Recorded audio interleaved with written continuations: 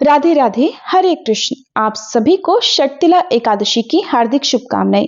हर साल माघ महीने के कृष्ण पक्ष की एकादशी तिथि को षटतिला एकादशी का पावन व्रत रखा जाता है।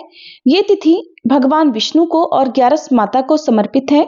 शास्त्रों के अनुसार इस दिन तिल का दान, तिल से स्नान, तिल का सेवन, तिल का उपटन, तिल से हवन और जल में तिल का प्रयोग करने से, इन 6 प्रकार से तिलों का प्रयोग करने से व्यक्ति के समस्त दुखों का अंत होता है।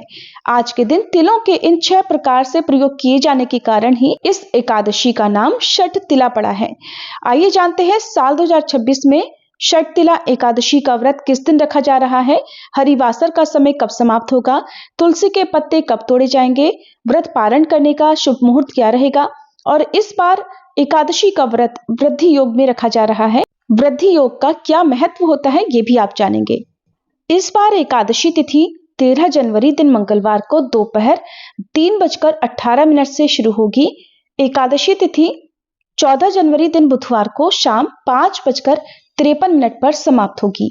ऐसे में इस बार षटतिला एकादशी का व्रत केवल 14 जनवरी दिन बुधवार को ही रखा जाएगा।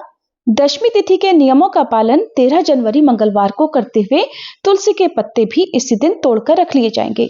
व्रत रखने वाले साधकों को दशमी तिथि के सूर्यास्त के बाद अन्न ग्रहण करने की मनाही होती है।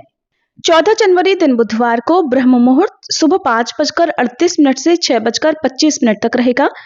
सूर्योदय होगा सुबह 7:14 पर। सूर्यास्त का समय शाम 5:57 पर। प्रातःकाल पूजा सुबह 5:54 से 7:15 तक कर सकते हैं। शाम की पूजा शाम 5:45 से 7:06 तक की जा सकती है। इस दिन राहु काल दोपहर 12 बजे से 1:30 बजे तक रहेगा। इस दिन पूरा दिन ही अनुराधा नक्षत्र रहेगा। द्वादशी तिथि 14 जनवरी दिन बुधवार को शाम 5:54 से शुरू होगी और समाप्त होगी 15 जनवरी दिन गुरुवार को रात 8:16 पर।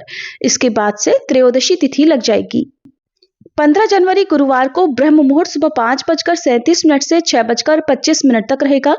सूर्योदय होगा सुबह 7:14 पर। सूर्यास्त शाम 5:57 पर। प्रातःकाल पूजा सुबह 5:54 से 7:15 तक कर सकते हैं। शाम की पूजा शाम 5:46 से 7:07 तक की जाएगी और इस दिन वृद्धि योग भी रहेगा जो कि रात 8:37 तक रहने वाला है। वृद्धि योग जैसा कि इसका नाम ही है, तो इस योग में किए गए कार्य में वृद्धि होती है। अगर आप नए रोजगार या व्यापार शुरू करने का सोच रहे हैं तो ये योग सबसे बढ़िया है। इस योग में किए गए काम में ना तो रुकावट आती है, ना ही कोई झगड़ा या अन्य विवाद होने की संभावना होती है। हरिवासर का समय जो कि द्वादशी तिथि लगते ही प्रारंभ हो जाता है, 14 जनवरी दिन बुधवार को रात 12 बजे तक समाप्त होगा। षटतिला एकादशी व्रत का पारण 15 जनवरी दिन गुरुवार को सुबह 7:15 से 9:21 के बीच में किया जाएगा।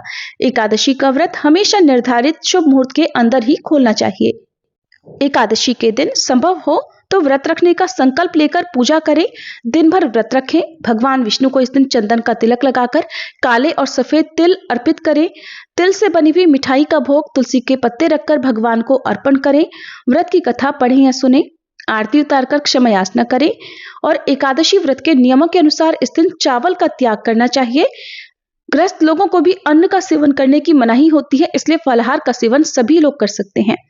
व्रत रखने वाले श्रद्धालुओं को अगले दिन द्वादशी तिथि को पूजा करके दान की सामग्री किसी ब्राह्मण देवता को या किसी सुपात्र को दान में देकर फिर व्रत का पारणा प्रसाद ग्रहण करके करना चाहिए। इस बार की एकादशी का विशेष भोग क्या है जो भगवान विष्णु को अर्पित करके आप स्वयं भी व्रत खोल सकते हैं, इसके बारे में आप हमारे चैनल पर एकादशी व्रत पारणा की वीडियो जरूर देखिएगा। जानकारी कैसी लगी कमेंट बॉक्स में जरूर बताइएगा।